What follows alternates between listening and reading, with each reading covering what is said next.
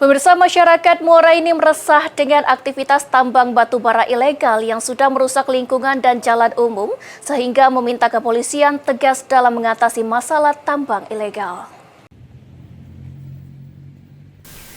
Masyarakat di Kabupaten Muara ini semakin resah dengan aktivitas tambang batubara ilegal di dekat pemukiman mereka. Banyaknya video yang beredar di media sosial terkait kekesalan masyarakat atas aktivitas ilegal tersebut. Selain mencemari lingkungan dengan limbahnya, angkutan batubara ilegal juga merusak jalan umum, bahkan ada beberapa dari truk batubara merugikan masyarakat seperti kecelakaan yang sering terjadi. Atas keresahan ini, pihak kepolisian harus bekerja keras agar aktivitas tambang batubara ilegal bisa ditertibkan untuk mencegah gesekan di tengah masyarakat. Menanggapi masalah ini, Kapolres Muara Enim AKBP Joni Eka Putra menyatakan pihaknya telah melakukan penindakan dalam kurun waktu 1 tahun belakangan. Namun untuk tindakan lebih lanjut dilimpahkan ke Polda Sumatera Selatan.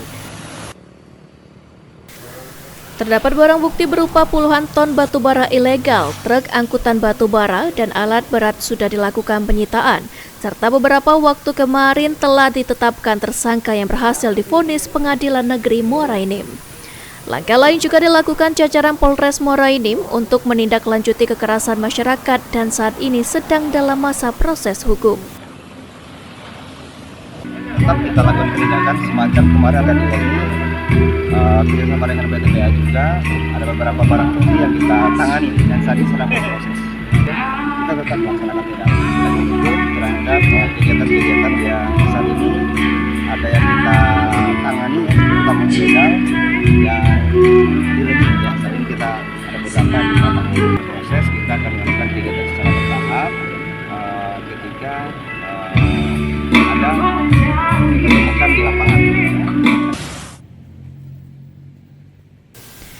Untuk aktivitas tambang batubara ilegal sendiri memang kurang dilakukan SOP agar tidak membahayakan masyarakat, terutama yang dekat dengan aktivitas tambang.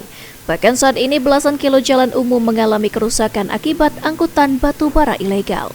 Mardian Syapal TV.